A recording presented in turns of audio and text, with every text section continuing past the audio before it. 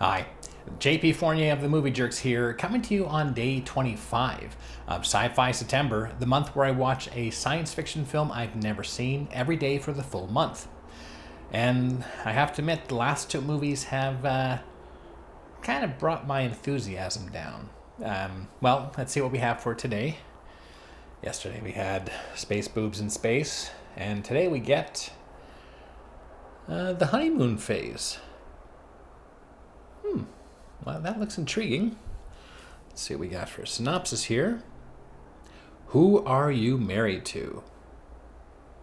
Struggling young lovers, Tom and Eve, must endure a 30-day scientific experiment, room, board, $50,000, and a month alone together in research facility housing. What could possibly go wrong? Okay. That sounds like an improvement from the last 2 days. So let's watch the Honeymoon Phase. Starting off, the film has a promising setup to an interesting premise. What's the difference between newlyweds and a couple celebrating their 50th anniversary? Sex. Precisely. Two lovers lie about being married in order to qualify for a scientific experiment that pays $50,000. And that's perfectly relatable. I myself have often lied about being married just for the sake of skipping out on some dinner plans. The two young lovers are forced to live in the same quarters with no contact to the outside world for a set duration of time. And being that this came out during the COVID period, there is plenty of room for personal experiences, relatable insights, and scenarios. There's also plenty of opportunity to explore the ins and outs of a relationship, taken from real-life experience, and putting them into a science fiction scenario to examine them through a different light. And this film doesn't do that. No. Instead of offering some substantial or believable characters and a relationship between the two, the film quickly gears into the two-dimensional abusive spouse, the overly possessive male stereotype who never feels compassion or empathy, and whose transformation never feels valid or earned. For the sake of our family, can you please hold your prepartum depression shit together for 6 more days?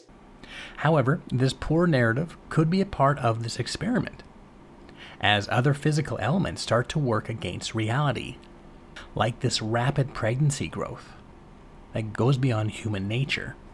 Tom, I'm only 2 weeks late. Look at me. I need a doctor. We need to leave. We can't. Something is wrong. And thinking in this method helps accept the poor character writing, because I, the audience, understand that the poor writing is probably created for the purpose of the experiment and written by scientists who probably failed creative writing class. I just wish the characters would have thought this way. When questionable actions and events start to threaten their lives and sense of reality, they never tell themselves, oh right, I'm a guinea pig in a scientific experiment, where the rules are probably controlled for the sake of a hypothesis. How is this not the go-to answer for every weird quirk that happens during this visit? I myself question if a scientist is messing with my reality every time I misplace my house keys. Here they are. Stupid scientist. But regardless of all this, I still anticipated answers at the end that may excuse some of the odd choices I was witnessing throughout the film. And I admit, the ending reveal shocked the hell out of me. I didn't see it coming at all. And if there was any clues throughout the film to help solidify the ending, I didn't see any of them. Even when reverse engineering the story in my head, the ending made less sense to me and gave me more questions to ask. But the big reveal should not have me wondering, did I start watching a new movie? In the end, although I was constantly intrigued by this film, I cannot recommend this to people who like clever science fiction. However, I do recommend this for people who like movies that make them feel like they've been hit upside the head by a crazy stick. And there we go, day 25 of Sci-Fi September. This time I watched The Honeymoon Phase. If you've seen The Honeymoon Phase, please write some comments in the comment section.